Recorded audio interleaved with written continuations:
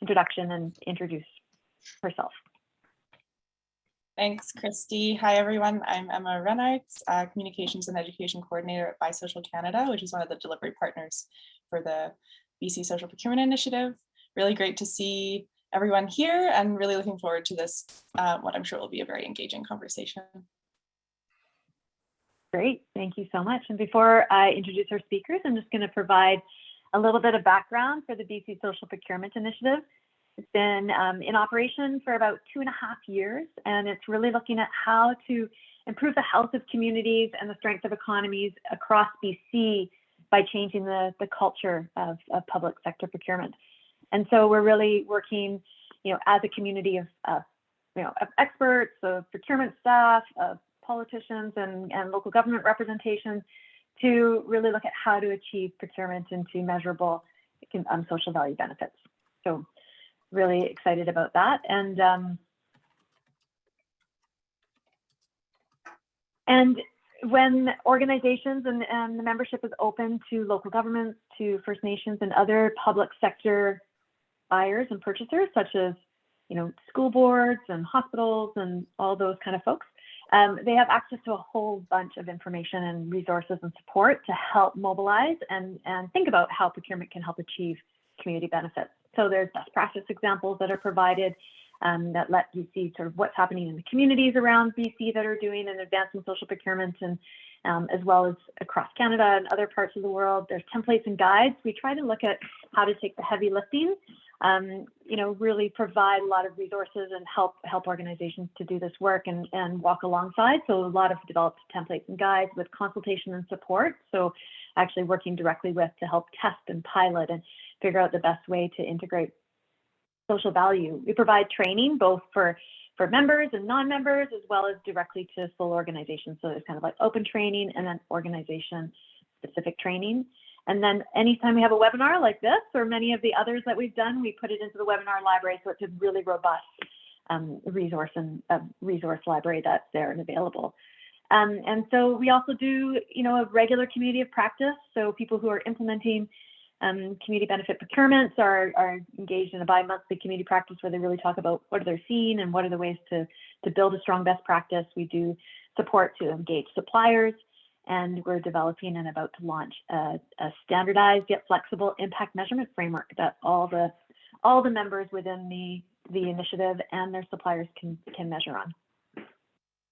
Here's a snapshot of some of our members across BC. Started on Vancouver Island and is beginning to expand off island and to other parts of the region. So we just welcomed our brand new member from Golden who joined yesterday. So it's continuing to grow and currently has over 30 members. And this series has been specific in looking at how can purchasing really address the challenges that local governments and communities are seeing right now and today. And we know that there's many things that communities are addressing, and when we polled our current members, we said, what are the things that we think that we can really, use procurement to help move the needle on these things. And this is what came up, it was around engaging Indigenous businesses, supporting local economies. We had a very deep discussion, and I'm going to say rich discussion around food security, and this was before the holidays. And then since the holidays, last time we talked about diversity and inclusion. And today we finish up the series with addressing climate change. So it's really, really great to see this package. We've taken a lot of the findings, on our website. You can see recording of the webinar. You can see a summary of the session. We're going to compile the lessons that we've learned and the resources that we've put together to create one sort of report or resource that can be used to begin to think about that. And then in the fall, we're going to start and look at what are other things that we can talk about specifically around how procurement can help address these complex challenges in communities. So before we start on climate change, I wanted to just make a note that, is that for a long time we've seen a rise in movement around sustainability, and I think that has been really critical. And what I found in working in the social sector for a long time is that sustainability landed primarily on environment. Talked about environment a lot, and there was a place of needing to carve out a conversation around the social impact, right? So this is where social procurement really thought and said, okay, we've got a lot of amazing green procurement stuff happening and thinking through sustainability. Let's put some attention on the social side of things as well, knowing that all these things are interconnected. We have, we talk about profit, planet, people, it's all those things that are really connected to make things happen and build sustainable communities and resilient communities. And so for us, when we think about social procurement, it is connected to environment, it is connected to climate change, it is connected to these other aspects really deeply, because one of the major things that we're seeing in climate change is that the people who are most impacted by climate change tend to be the people that maybe are also experiencing other social impacts. So we really want to make sure that they both get paid attention and that we're addressing these opportunities together.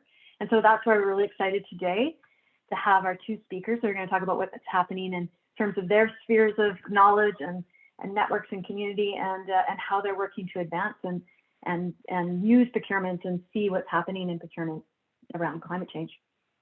And in terms of like all these sessions that we do, we try to bring together an institutional purchasing perspective alongside a supplier perspective, and to talk about it from those both angles. So at this point, I'd really like to, I'm going to do an intro in a second, but I want to recognize Mayor Karen Elliott, who's joining us here from the District of Squamish, and Yamila Franco, who's an impact-driven entrepreneur, who's going to talk a lot about her experience in this. So let me shift to my questions. So starting with Karen, I'd like to introduce her. Karen Elliott was elected the mayor of the District of Squamish in October 2018 after serving as a member of the Squamish Council from 2014 to 2018.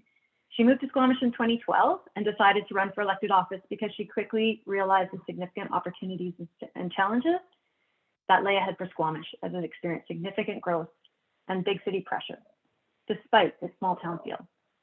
Karen is the co-chair of the BCSPI, and the District of Squamish joined in 2020. So we'll have a chance to hear from Karen shortly. Yamila Franco is a social entrepreneur. She has an award-winning career in the clean tech, social impact, and financial sector. And Yamila Franco began her professional career with her first social enterprise, Neoka Design Lab, a clean technology social enterprise addressing the plastic waste challenges and creating sustainable alternatives to plastic toxic products with a circular economy approach. Camilla brings an intersectional lens and leadership practices to foster sustainable, inclusive innovation opportunities and to advance the participation of groups systemically excluded from STEM and entrepreneurship. Camilla's firm, the National Finance Literacy Campaign, now focuses on creating more accessible opportunities for communities to gain financial literacy and entrepreneurial education, scaling impact initiatives, and laying the base foundation to build sustainable social enterprises to advance the UN Sustainable Development Goals. So lots in there. So let's begin. We're going to have a chance for a conversation about half an hour, then we'll open it up for questions. During the time, feel free to pop your questions into the chat. At the same time as we talk about things, Emma is going to be putting resources into the chat to contribute to that. If you have resources that you want to contribute, please pop those in as well. This is an opportunity for us to be a learning community together. So, Karen, please tell us a little bit more about yourself and what's happening in Squamish. Paint us a little bit of a picture of the context of Squamish. All right, thanks, Kristi, and so happy to be sharing this time with everyone.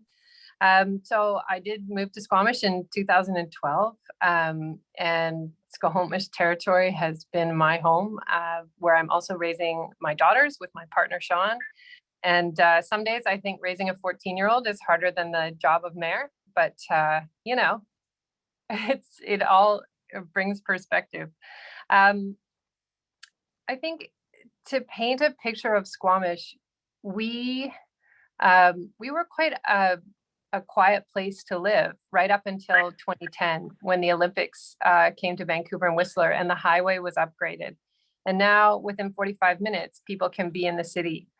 And that really changed things. We're a very fast growing community. We have a lot of pressures in terms of housing, affordability, childcare, making sure that our population can work here as well as live here. We don't want everyone commuting to the city. And we're feeling the effects of climate change seasonally now. You know, it used to just be hot summers, but we just went through atmospheric rivers and some unprecedented snow and freezing rain. And so it is on the minds of not only elected officials, but community members. So there's lots coming at us, and I'm really excited that we're talking about procurement is one of the ways we can address some of these bigger issues. Thank you, Karen. Camilla, tell us a little bit more about yourself and your work. Awesome. I am so excited for today, especially looking at the participants that are here, people's background, etc. Honestly, procurement has everything to do with the values of our companies and where you want to see your company heading to in the future. And the reason I say it, from my background, I was born and raised in the Dominican Republic, and coming to the Congan territories, which is where I'm speaking from today, it actually helped me understand a lot more of the connections we have with our environment, how our actions impact the world around us, and not from a greater perspective, from a business perspective. For example, who you choose to buy from, what materials you used to use, or even asking the questions of, do we know where this comes from? And so when I look at, building a future that will be accessible, that will be inclusive, that will be good for my future children and for my generations to come, that's where I see procurement play such a big role in how businesses handle their practices as well. And a big passion of me is advancing financial inclusion, financial literacy, empowering businesses through that way. And I think finances are such a big part of even being able to make those procurement decisions. And even for people to understand what's the role of money in us shaping the world and the economy around us. Great, thank you, Yamila. Karen, I'm wondering if you can tell a little bit about your story about how you first learned about the potential for how to integrate social environmental impacts through procurement. First time I met you, you told me the story, and it's always resonated with me, and I'm wondering if you'd be willing to share it today. Yeah, thank you. So in 2019, a woman stopped by City Hall, a longtime Squamish resident, to chat with me about a citizen science project in the Arctic in Norway, and ended up inviting me along on a launch journey. So in September 2019, I had an opportunity to go to Svalbard, which is a little archipelago near the Arctic, but had a chance to stop over in Oslo and spent a day speaking with someone who was supporting the city of Oslo on their climate initiatives. And during our conversation, she said, well, when you leave our meeting, just go a few blocks that way and you'll see the first fossil fuel-free construction site. So all the equipment is battery powered and there's no fossil fuels being used. And I was like, I didn't even think that kind of technology existed for heavy equipment, all that sort of thing. And she said, well, it was all done through vendor engagement and all done through recognizing the purchasing power that the city of Oslo has. So I did walk over and checked out this amazing, they were doing some road work. The site was quiet. There was no air pollution. The workers weren't even wearing ear protection because you didn't have engines running and loud noises. And there it was, like excavators and bulldozers, and none of it was emitting GHGs. And that really stuck with me. So Squamish is no Oslo in terms of our buying power, but it really shifted my thinking about, well, we're spending still, our capital budget is anywhere from $30 to $40 million every year. So how are we spending that money? And then our operational dollars as well. Can it be doing more good? And so that really launched me on the journey, and got home and sat down with our procurement manager and I said, where do we go from here? So that was really the start. And maybe you can pick up on that of where you've gone from there. You became a member of BCSPI in 2020, but you've been doing a lot of stuff of integrating social environmental. I'm wondering if you can talk a little bit about what you're thinking and what you're hoping to achieve through your procurement. Yes, so Squamish was the first member outside of Vancouver Island in the coastal communities area. So we I bugged the co-chairs at the time until they let us in. So really happy to be part of that collaborative effort.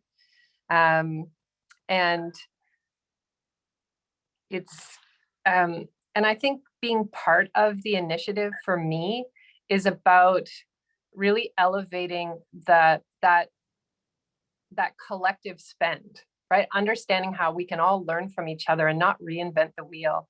And I think BCSPI is is that central source for knowledge and support and information. And communities like mine, we're 23,000 people approximately, and we don't have all the resources of a big city. And so something like this really helps us, I think, pivot to a new way of thinking about procurement very quickly, without having to spend a lot of staff time reinventing the wheel. And so that to me is a tremendous asset for the organization. And I think, yeah, did that answer your question, Kristi? Yeah, I think that's great. Thank you. Yamila, I want to talk to you a little bit more. You're bringing that supplier perspective, and you founded a company called Neoka, and I just had this. You can talk a little bit more about what Neoka does, but part of why we invited you in is because it's around selling glow sticks. And one of the things that we don't realize is that 60% of all glow sticks are used for industrial and government use. So there is all these ways that government procurement touches into areas of products and services that we sometimes don't think about. So I'm wondering if you can tell the story of Neoka and why did it start? Yeah, so that was really interesting. In my case, my co-founder and I, we met at the university. And at that time we were students, but you know how, especially when you just have a dream, when you just say, I just want to work towards making this better, but we didn't know how. And I think that happens with a lot of people in this space, which is again why I love something like this conversation, because we can come in and listen to how other people are doing it. So you can actually pull those ideas and implement them yourself. So we started and we were at the university. Really, my co-founder, avid, loved music festivals, going out, etc. And then she actually noticed how there was so much waste because of glow sticks in music festivals and in parties, etc.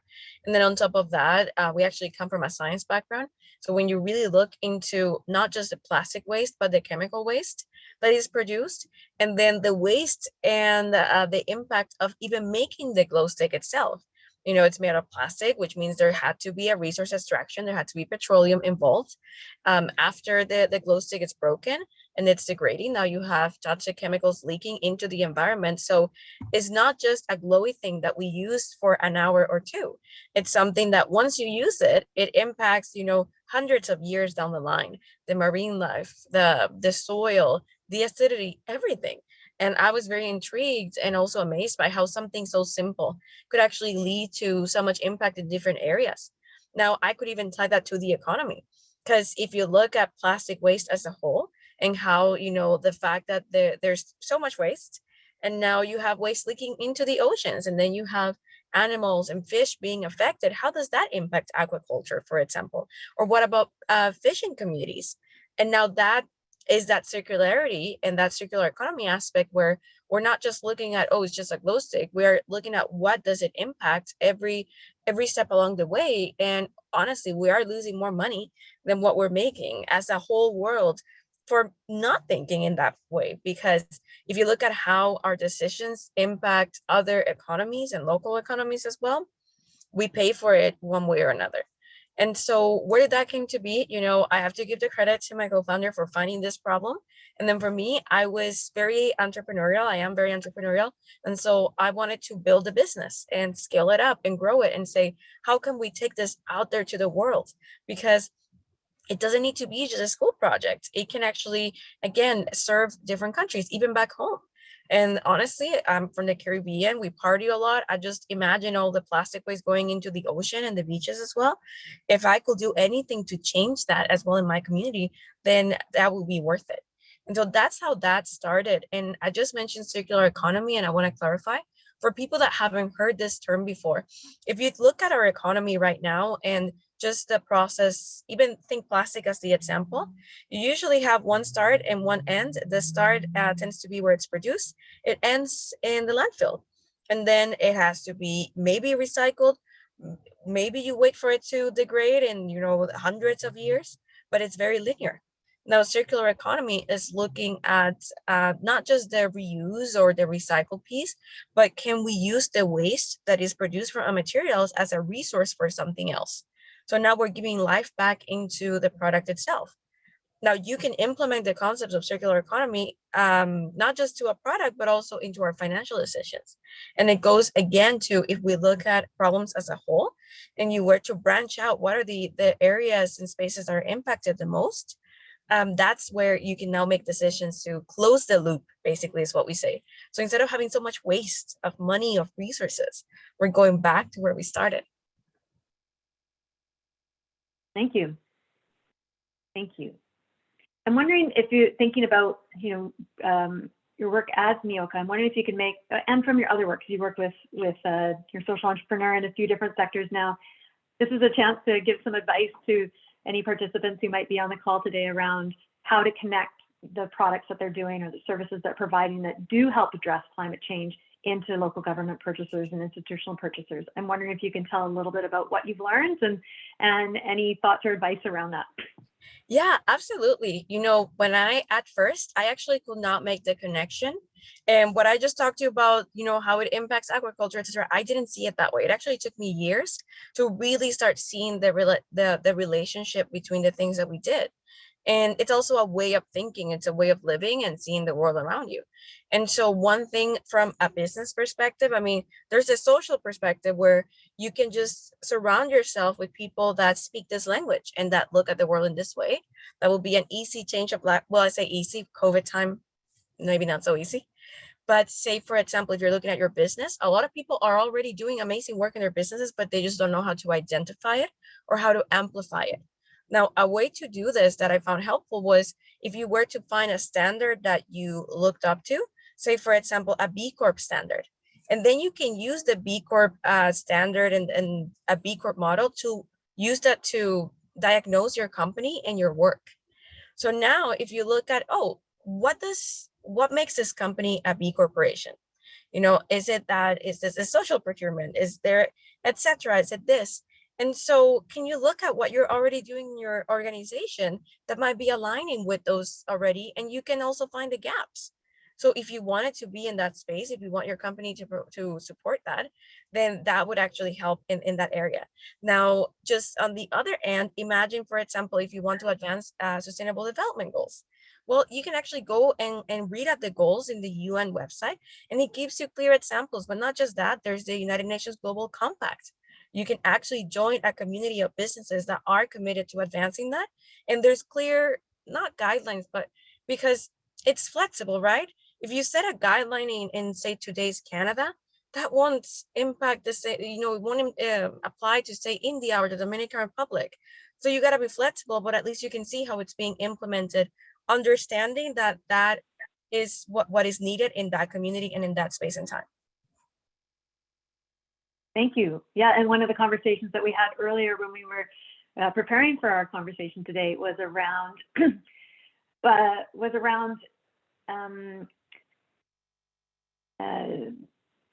really looking at governments who are beginning to ask for that kind of credentials, right? That those credentials, those B Corps, those UNs, like beginning to allow for those to create and be a part of putting some verification behind the process and to identifying those kind of businesses, as well as to recognize those businesses that are taking that extra step to show what they can do in social environmental outcomes. So that was a really great resource that you brought to the conversation. And the UN Sustainable Development Goals is beginning to track how we begin to measure that impact and align it to the goals that communities are having. So Karen, I'm wondering if you could bring us back to the goals that Squamish has around your social environmental procurement, and what are the actions that you're taking to integrate these social value outcomes into your procurement? And if you have an example to share, that would be really great. Yeah, so we actually started with policy updates, our procurement policy, and that's not necessarily the starting point for everybody. Other members in the BC Social Procurement Initiative start with just simply changing the language in some of their procurement and bid documents. But we started with policy because we felt it was the opportunity to start socializing the idea and educating our elected officials, our staff, as well as our community, because it is a bit of a shift from just thinking about the bottom line to thinking about both the sort of value, but it's value in a larger sense. So So we started with updating our procurement policy, and we've defined things in the definitions section, such as living wage, social benefit, social enterprise, social procurement, social value, and workforce development. So those are now definitions embedded in our procurement policy. And then in the policy language itself, it starts out by saying, the district will acquire goods in a fair, and transparent manner. But then it says the district is committed to developing and maintaining a social procurement culture that leverages our procurement activities to not only deliver best value, but also achieves social value priorities. In a fast-growing community like ours, where affordability is an issue, living wage figures prominently. We've declared a climate emergency here in Squamish. And so we have language in the policy around why it's important that our suppliers are lowering their GHGs. And then we started, so measurement, we've talked about this a little bit, is important, and we started in a small way. So we have quarterly variance reporting that our finance team does, and as part of that, our manager of procurement puts in the list of bids that happened that quarter. We can see what the evaluation criteria was for each of those bids. So council has there's transparency, was social environmental worth 5 points? Was it worth 30? That kind of thing. So we can see how often it's appearing in our bid documents. So that's the start of starting to measure here. And so we really see it that council provides the overall vision. Our procurement staff really deliver on executing the role. And I know if Anthony was sitting here with me, he would say that it's not just him, but all of our staff that procure, they have to learn about how we structure bids to achieve this greater value. So it's really education across the organization, which has started. So you asked for an example. So in British Columbia, because of COVID, there was the BC Restart funds that all local governments received. So we had a few projects, one project that was to build covered structures. So in our procurement documents to find contractors to build those, so our communities had outdoor places under which they could meet and still be outdoors. We put evaluation criteria around local employment because we wanted to stimulate the local employment and help our local economy recover from the pandemic. And then recently, we've just put out a request for qualifying all of our technical consultants, so engineering, geotech, electrical, all these sorts of things. And 30% of the criteria are based on social environmental values. And so that's the first time where we've really seen a huge leap in selecting our vendors in the future, is really understanding what they're returning socially and environmentally to the local economy. Thank you, Karen. Yamila, I wonder if you can expand on that. What best practices are you seeing in governments that are aligning their purchases to environmental and climate outcomes? Yeah, so that's a really good question. And I'm going to focus on some specific areas because I've seen quite a bit that we're doing, say, in Ontario and things that are happening in British Columbia.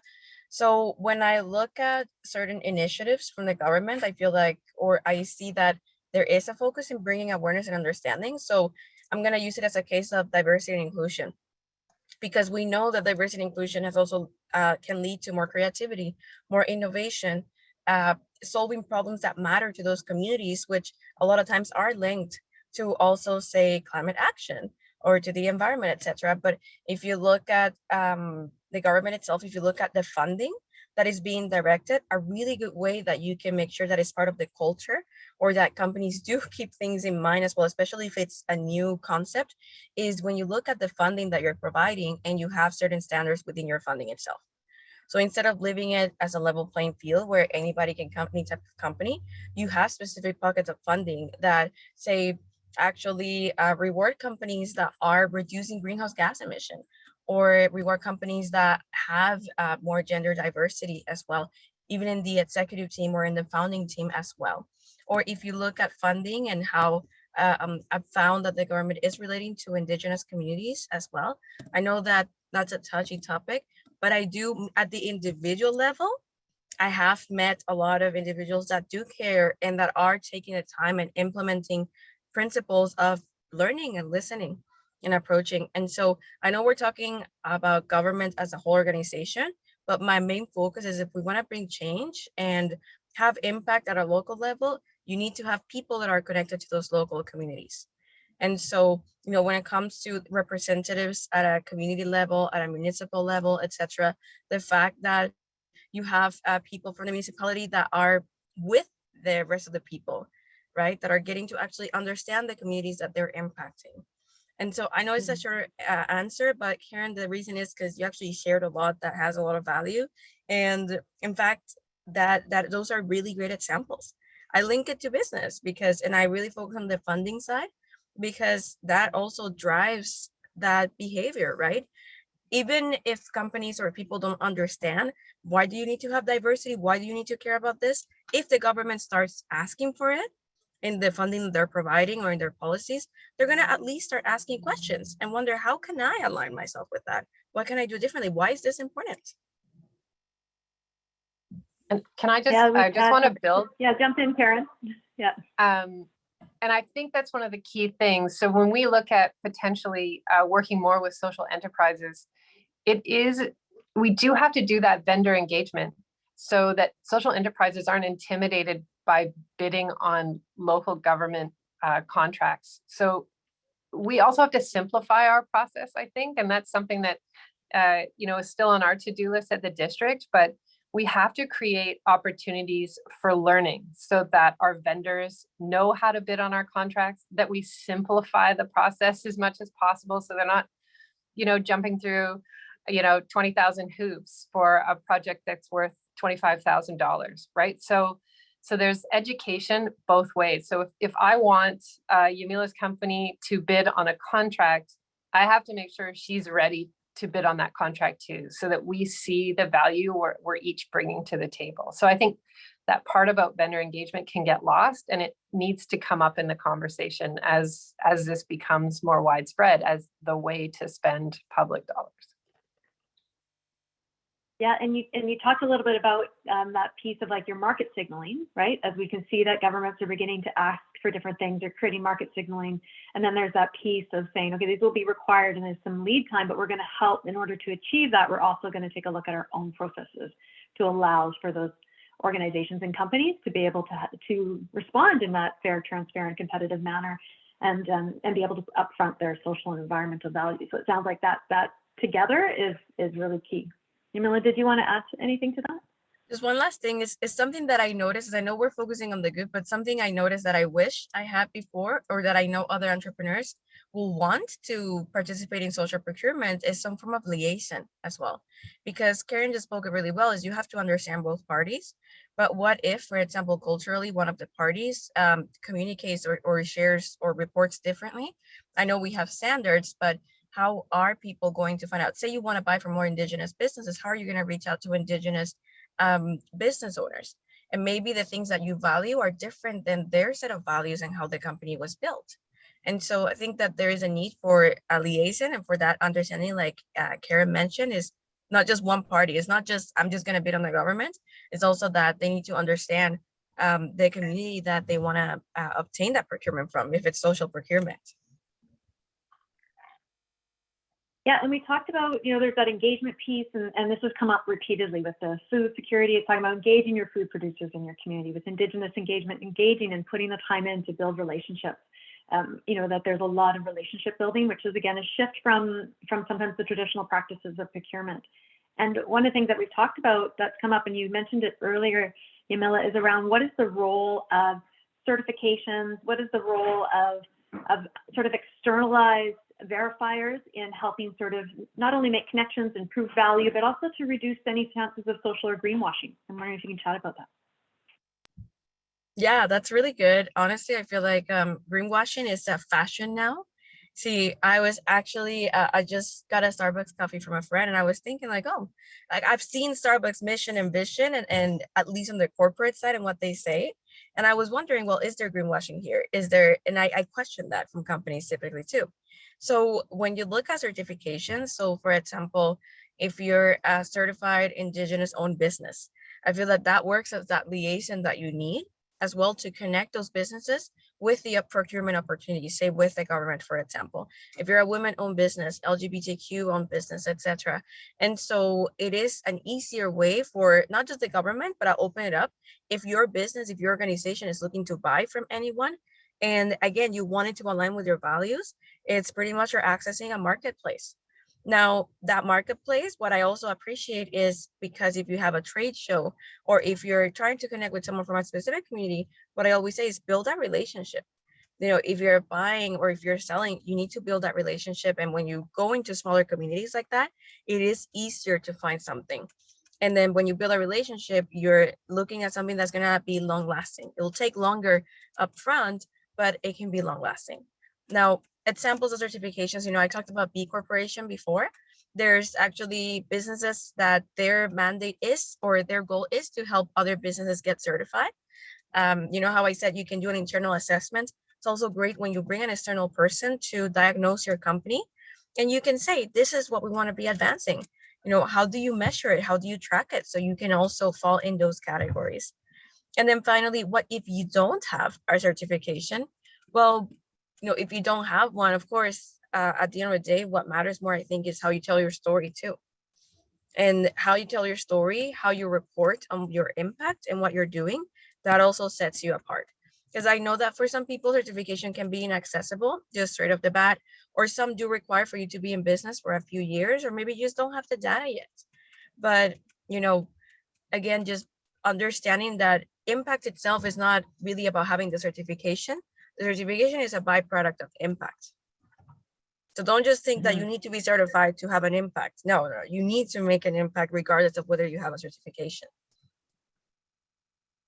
And I really like how you've led us down the path, you know, over this time together. We've talked about, you know, how to set that vision, when you get inspired, how to begin to integrate it into processes, how to engage vendors to respond, you know, how to think about, you know, we've made our way through, and now we've arrived at impact and how to measure impact. And I'm wondering, I'm going to ask each of you very quickly to talk about what are your thoughts around impact measurement, and how are you advancing this in your work? And I'm hoping, Karen, you can talk a bit about Squamish, and then I'm hoping, Yamila, you can talk a little bit about some of the impact measurements like the UN Sustainable Development Goals.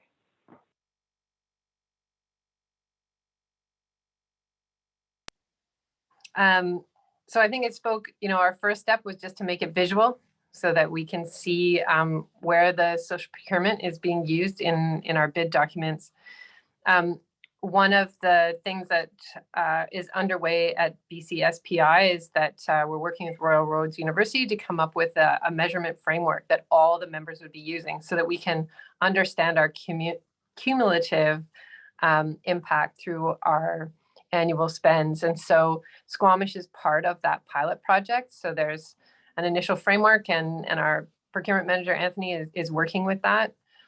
I think it's so important to understand the impact. And Yamila just spoke to this. It's one thing to say I do social procurement as a local government. It's another thing to understand whether I affected any benefit through the contracts we awarded.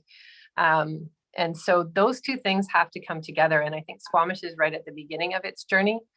And but one of the things that Anthony and I were talking about is, you know, can we build into our procurement documents something about vendor reporting? So, you know, getting them to report back information to us so that we don't always have to go out and find the information, but as part of the contract, you're going to tell me what were your GHG emissions potentially, or what were the average wages paid?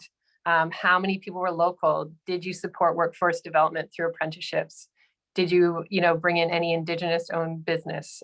So, so I think, you know, working with our vendors to see what they can collect and bring back to us so that we're not always going out and having to collect all the data. It takes resources, and for small communities, that's going to be hard. But I think the value as we build out BCSPI is that we're going to have, you know, hopefully 100 or more municipalities all reporting in the same way through our measurement framework, and we'll be able to show both the province and across the country, just how much impact everyone pulling in the same direction can have. Thank you. Camilla, do you want to add about your thoughts around impact measurements in the UN Sustainable Development Goals? Yeah, absolutely. And I actually want to share an example that just came to mind. It's actually, our organization, a National Financial Literacy Campaign, we're measuring impact in a different way. And so I want to share it with you because sometimes you think that the impact might come from your actions or from what you're selling, but it can also be a byproduct that you're measuring. So one of our corporate partners is actually the charity Water. And so Water's mission is really to make just water accessible everywhere in the world. You look at Haiti, which is right next to the Dominican Republic, we share the island, they're working there. Look at countries all across the African continent, even in the United States, in places where there's been impact, etc. And so for us, for my organization, our mission is that we want to make financial literacy accessible to all. And we want to educate 30 million families by 2030. So one way we've measured our impact is, for example, we've gotten people in our organization to commit, for X number of people that attend a workshop, on financial literacy to understand basic financial concepts, then there's an amount of money that is donated then to the organization Water. And so for us, I will say our workshops are actually offered at no cost. And so we actually have leadership within our teams that are pledging to give back depending on how many people they can educate as well. And it's a different way of thinking about impact, but now we can track impact with how much have we donated to this charity Water. And then charity can then report back to us how many people are able to now access water because of the work that we've been doing. So I just wanted to make it a little bit even bigger, that it doesn't just have to be like, you can take it one level, okay? How much tons of plastic maybe you're diverting from the ocean, if you want to see it that way. You can look at it from a chemical perspective, I'm saving materials that now, we had to use resource extraction to produce, but you can link your mission and your goals to something else.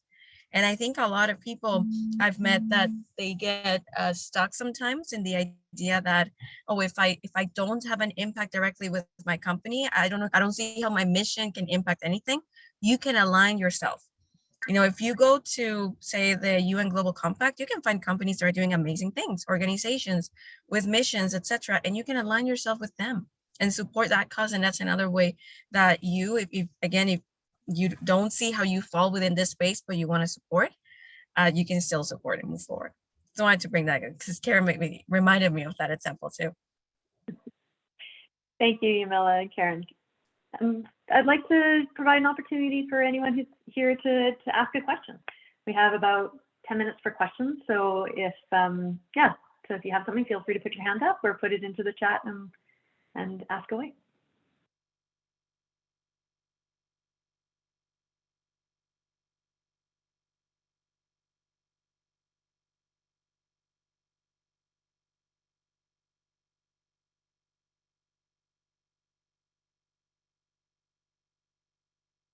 So here's a question for you, Yamila. We're wondering if you have any information on the waste diversion that resulted from your contracts that Neoka can talk about in terms of the impact that you saw as a result of government contracts or larger company contracts. Great. I would have loved to have that actually in report, but as I was actually leaving the company, we were building those ways to measure impact in that sense. So no, I don't have a way to report that back, but by asking that question on waste diversion, I just want to bring Tori that is something that companies can track. It is really hard. We tried really hard. I actually took it on even as a project myself too. I wanted to figure out, but the barriers that we faced were that we just didn't even have enough data from the glow sticks themselves. So when you're actually trying to find information on how much are being sold, where are they ending up? It felt like we were getting into murky waters and that it wasn't very transparent and things weren't really clear because of the problem that things in the supply chain weren't transparent themselves.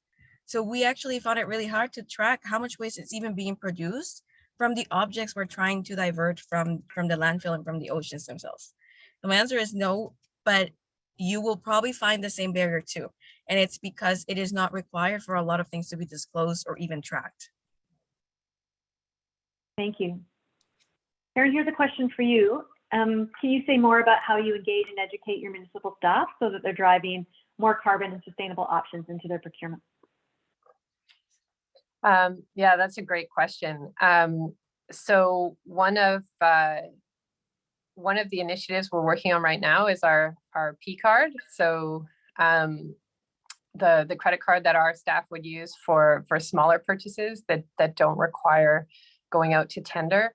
And you'd think that would be sort of easy to implement, but what it does is it gives our purchasing manager the opportunity to touch base with many staff and go through this process about what does social procurement look like? What might this look like in your department as you do these small spends? And then, so that's one way we're absolutely approaching it. So I thought that project would roll out quite quickly, and Anthony corrected me. He's like, no, this is part of our education.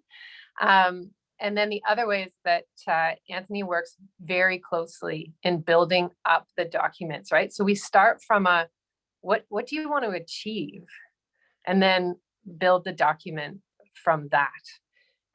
So it's really, so then our purchasing managers, or our managers that are in the organization, whether in engineering or sustainability, what have you, as they go through each of their bid processes, they're learning about what can be included and how to do that and still do it in a really fair and transparent process. So I think it's incremental. Like, we didn't sort of do like a big, all hands meeting and let's teach you all. We're going to do it a bit by bit, and you get those champions on board over time.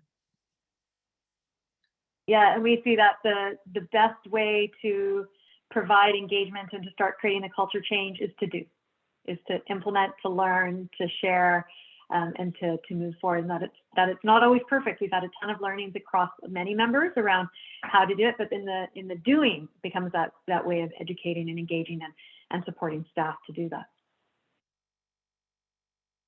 Lillian, do you want to have a question? Great. I don't hear Lillian, actually. Do you hear? Oh, we don't hear you. Okay, type it in.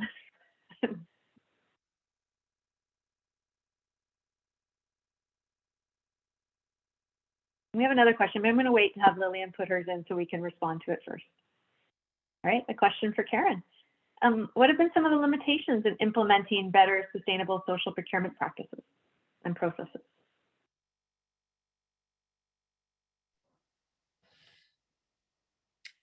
The limitations. I may not be the best person to answer this because I'm seeing this at the policy and decision-making level and not in the day by day. I would say our biggest limitation right now is measuring impact, and that's why we're part of the pilot project through BCSPI and using the draft framework for measurement. I think also one of the limitations of social procurement is if we think too small.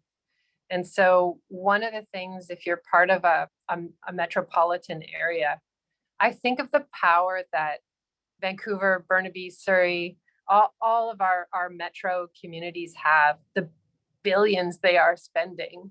If they all agreed that they would pursue fossil fuel free or a lower fossil fuel free infrastructure, they're all part of our transit mayor's council. And the transit projects that are proposed over the next 10 years are billions of dollars. And if those billions of dollars were being spent with this idea of not just bottom line, but a greater social good, I think the power of all those communities would be great. So sometimes I think we think too small, and that's one of the things that I really appreciate about the BC Social Procurement Initiative is that I can go and talk to other mayors that are members. I can learn from them. Our staff can do the same, and I'm starting to think, I've been trying to get our region to all be members of BCSPI because I see the potential of not just Squamish deciding that this is how we want to spend, but that Whistler, Pemberton, and our regional district would join us in that. And then a whole bunch of smaller communities suddenly have potentially a greater impact. So I think sometimes our own thinking is what limits us. Thank you. I'm going to take Kevin's question right now, just so that we get lots of voices in here. But Lillian, if we can, we'll come back to yours if we've got some time. And I'm going to actually ask both Karen and Yamila to talk about this, which is how can local governments and the Sea to Sky corridor, so that's specific there for Karen. But I think broader is how can local governments collaborate to increase social procurement and circular opportunities, and what kind of opportunities do you see at a regional level? So we'll have Karen and then Yamila, and then I think we might need to move to close, but I want to just I'm going to grab your question, Lillian, and see if we can answer it as well. Okay, Karen, please.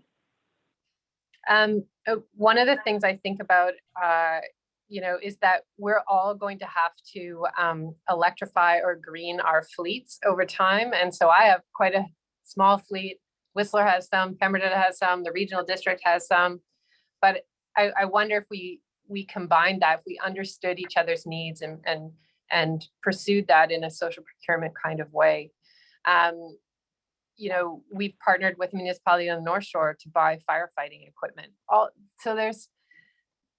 So I think we're only limited by our imagination in terms of how we can combine. I'd love to see that we were all demanding a higher bar in terms of our construction, infrastructure, and development projects, so that anyone working in this corridor was recognizing that they needed to continually up the bar and meet some of these social and environmental goals that I think are shared between our communities. We may not articulate them all in the same way, but through procurement, we could find that middle ground. So that's one of the benefits that I see from a more regional approach. I would like to give the example of actually, because I learn a lot. That's something I love doing, is just from case studies, how have other people implemented it successfully. But correct me if I'm wrong, if anybody has heard about this, but I believe it was Australia. So in Sydney, on a yearly basis, they actually host the local governments and at a greater scale in the country, they host competitions of how they could implement circular economy into the city to actually I'm gonna say greenify, I guess new word, basically, but to bring those principles into the infrastructure and in solving the city's problems. Because if you look at maybe barriers within a city or in regions, honestly, the government is working to solve that, but doesn't it make sense as well for people to be involved in that process? Especially if they're the ones experiencing that, they can come up with solutions. And so competition style, can you share your solution? Can you actually build a prototype for your solution, etc.? And I've seen the people that have won, but from actually having sidewalks and pavement that has some form of solar panels involved in it, so they can actually take energy and use that to light up the streets at night. So I find it to be very creative when you do include the community and the local community as well.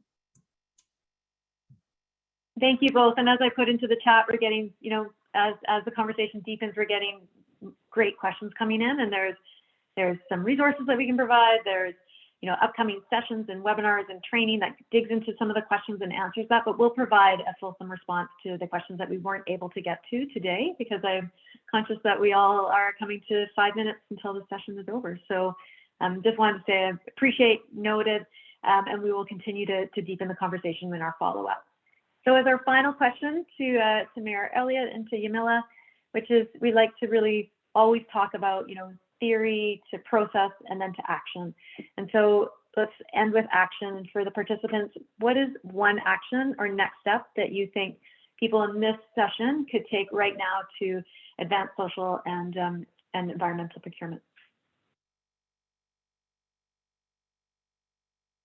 Yamila, do you want to start? Yes.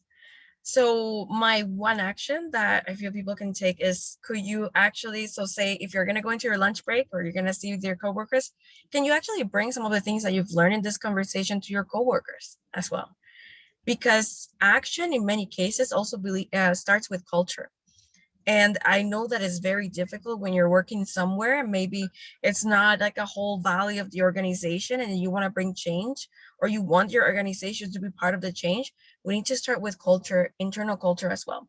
So if you do one thing, hey, talk with your coworkers, actually debrief about what you've just seen, what you've learned, and involve your coworkers in figuring out what could be next steps that you can do with your own organization.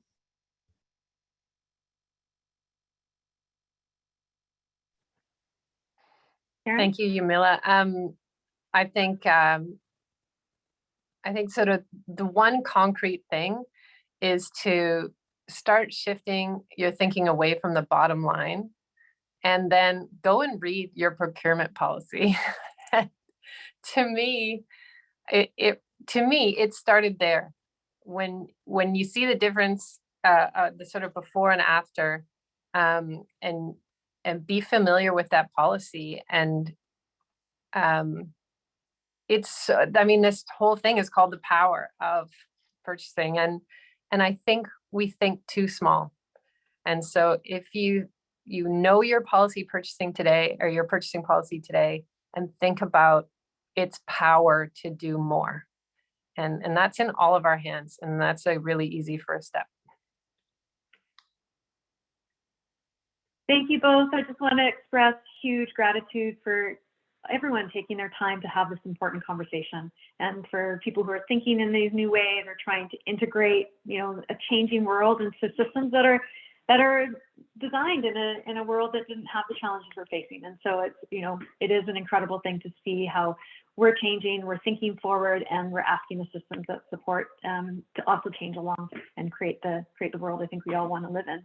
So I just want to say, for people who've asked specific questions about social procurement, we have a lot of information about membership and being a part of things. We have a bunch of series coming up that are specific around technical aspects of social procurement, how to create policies, how to, you know, ask a lawyer about trade agreements, you know, getting into those kind of how to use P cards and small spends. So just take a look. And if you do want to become a member, if you're a local government or institutional, public institutional purchaser in BC, contact Rob Fisher, who's the project coordinator, and we'd be more than happy to chat. And otherwise, there's lots of opportunities for public to be involved as well, through our supplier engagement, through our open webinars and conversations like this. And I would just also say, if you have a topic that you would like us to talk about, we are always excited to be and engage in conversations and see what we can do together to achieve and create greater benefits for our communities. So thank you all. Thank you for joining us for lunch, and we look forward to connecting in the future.